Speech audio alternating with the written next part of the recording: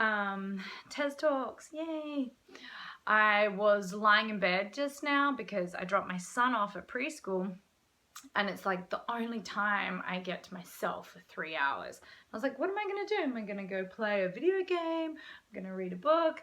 And it's one of those really cold and like wintry days today where everything outside the window is grey and you want to just be cozy inside.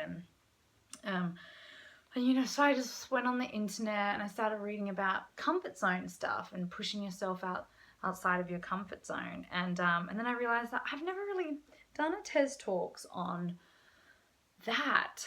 And I thought it was the perfect thing to talk about. And I was like, I'm gonna go upstairs, I'm gonna do a TED Talks.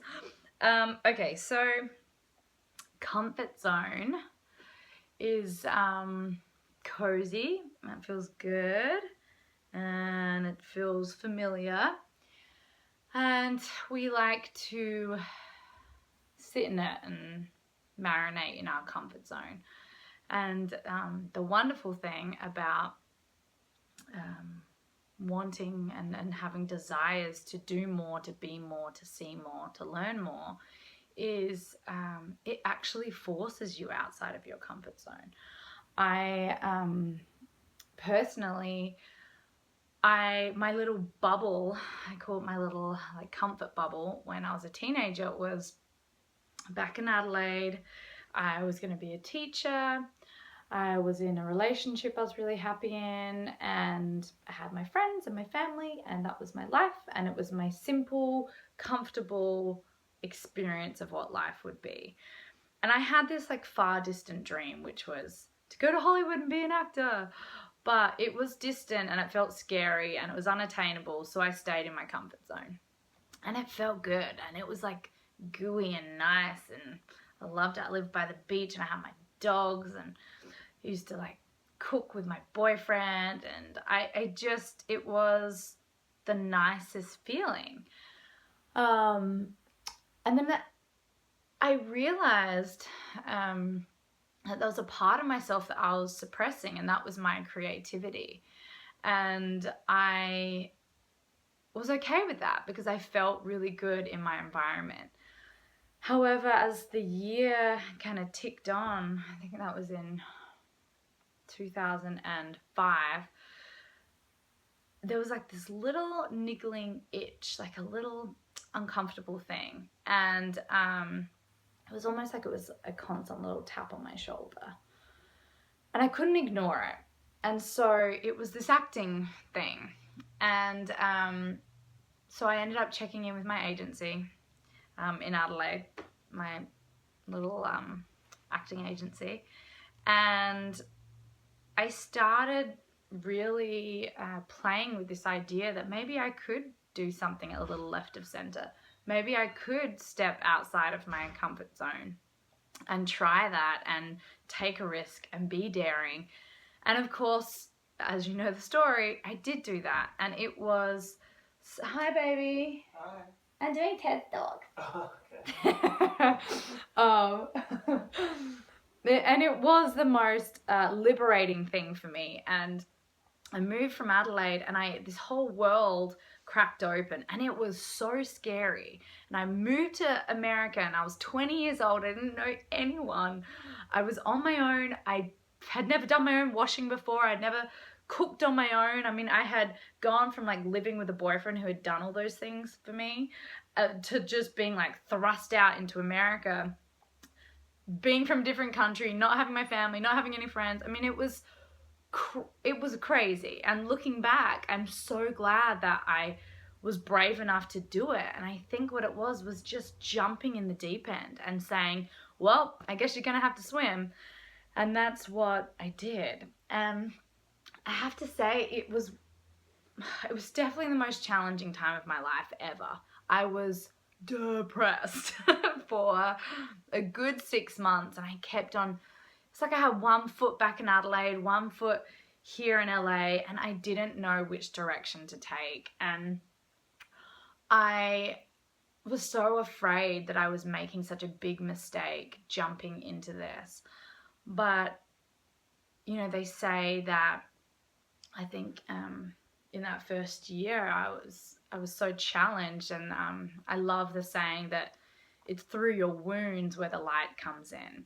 And I love that, because that's exactly what happened to me. And the light was this creativity, this inspiration, a passion, this like burning passion and a desire to be a performer, and to not be in Adelaide being a teacher and just getting married and having my kids and living my life in that way. And I'm sure, you know, the movie Sliding Doors, I'm sure if I saw my life, I would be pleasantly happy.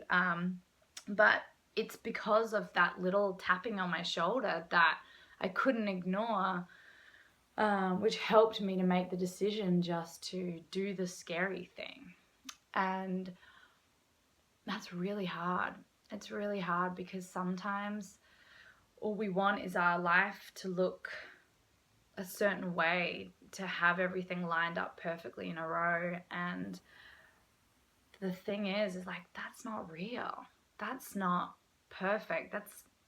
That's not perfect. What is perfect is the imperfectness of life, and the craziness of life, and the adventures, and the trials, the disappointments, the you know, coming up against a bridge and not being able to get through and having to figure out another path, and all of those things, it really adds up to immense personal growth. And I think that's the fruit of life, is choosing the path which is a little less traveled and a little unfamiliar, because it's only when you do step out of your comfort zone that the magic happens. So for me, I don't think I would have been exposed to so many of the things that I've been exposed to now that I have lent into my passion and found my authentic desire. And it's beautiful. It's really beautiful. And I look back and I was so young when I made that decision. And I have to think it was some divine intervention that pushed me that last little step. And without it, I think my life would look really different. And since then, I've learned so much. I've cracked open, and I have these, I've just had these beautiful life experiences that I don't think I would have had if I had just done what felt comfortable. And it is really, really, really, really hard. It's really hard. And yeah, I think it's the fear that can be so crippling that makes us choose the easy way out. And so the point of this TED Talks is find what it is that scares you. Maybe you go and try something completely different from what you've been studying at university or college. Maybe you go into such a different industry than what you imagined, and it feels good and it feels scary and you're not sure, and maybe it doesn't work out, but you've tried it and you've pushed yourself, and there is a lesson in that. There is some sort of beautiful gem that you've learned from that. You can be that way in your relationships with people. Don't choose the obvious. Choose something different and see how that feels. Wear that shoe for a while. And I think having a vast array of experiences from life is really what helps us to be our richest selves. And, you know, I think a good way of doing it is write it down on a piece of paper. Get a piece of paper out and write the various aspects of your life, and write what you're currently doing, and then write what your dreams are, what you've been curious about, even if you've been curious about it for a few days and then you forgot about it. Whatever, like a crazy, like a hobby, packing up everything, selling your stuff and going traveling, or whatever it is, some sort of adventure, some sort of spark from life. I think it is imperative that we follow that adventure, we follow that journey, and we sometimes don't choose the obvious. that to me is exciting, and that is really living. And even if it's something small, fantastic. There's growth in that. There's something that you're learning from that. And I like to have as many different experiences as possible and wear different hats and try different things and fail and fail and fail and also achieve. It's liberating, and it is really rewarding. It's really rewarding to do those things. And my life is an example of me jumping in the deep end and leaving this beautiful, wonderful, happy life that I was in and trying something else and creating an entirely new and wonderful world that I didn't even think was possible. And it's beautiful and it's expanding, and I don't ever want to feel like I've done it, I've got it.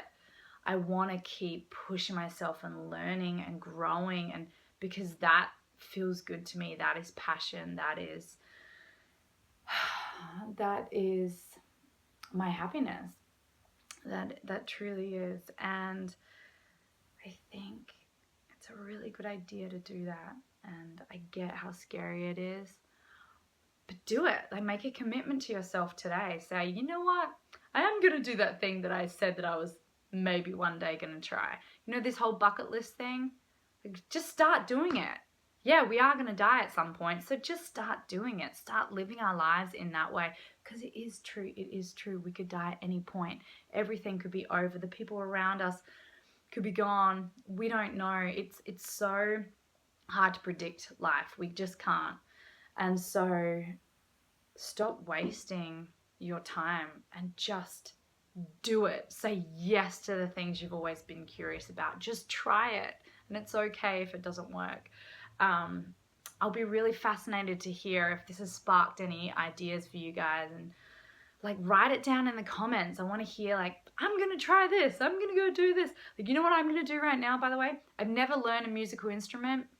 There's a guitar in the background. I bought that guitar to learn it. I haven't done that yet.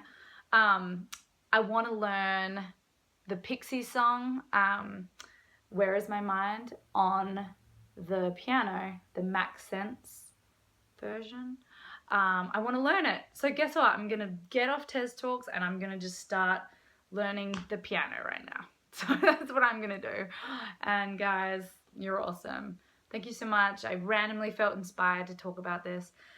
And I really appreciate all of you. Okay, I look forward to reading the comments. Bye.